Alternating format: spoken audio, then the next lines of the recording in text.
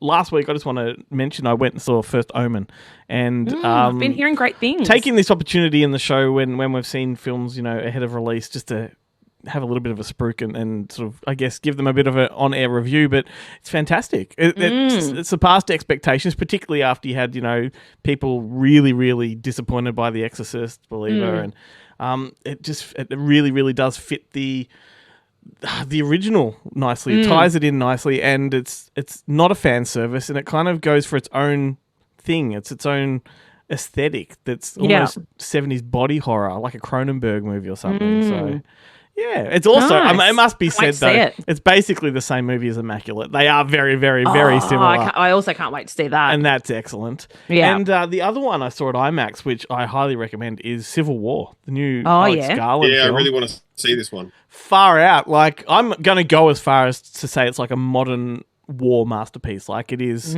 it's made like a traditional war film. Obviously, it takes place in sort of a dystopian future where America is, split into 5 different factions. But, it's like a Vietnam War film in many ways because it's got like a modern soundtrack that's really, really loud. So the helicopters come in, and where it was a Vietnam War film, you'd have, those classic 60s songs. Yeah, And in yeah. this one, A run through the jungle with which the songs that we're playing on this show, this episode, we had Fortunate Son bring us in just before. Yeah, nice. But yeah, it's got modern songs, trip hoppy, hip hoppy kind of songs, and some rock, and it's mind blowing. It's really jarring. It's provocative, and it's going to have people talking. So I really, really highly recommend. Do you remember Do you remember that one that starred Dave Bautista that came out a couple of years ago now? Was that Bushwick? Bushwick? Yeah, Bushwick, which was like another kind of Civil War. Yeah.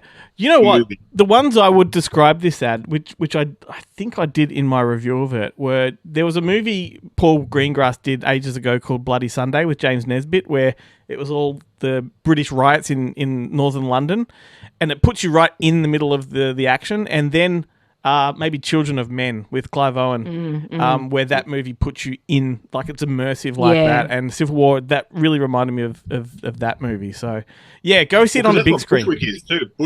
Bushwick is all like shaky cam. Yep. Kind of mobile phone kind of thing. And the beauty about this one is the shaky cam stuff is supplemented by proper, like majestic kind of epic, cinematography. And then when you're in the action, it's very documentary style. But yeah, I tell you what, it's probably the best thing Kirsten Dunst has done as well. So fucking great. Oh, I forgot she's in it. Yeah. I can't listen to that. Not when Bring It On is still made.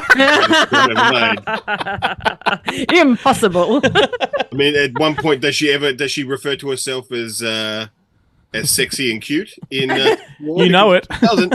She always should.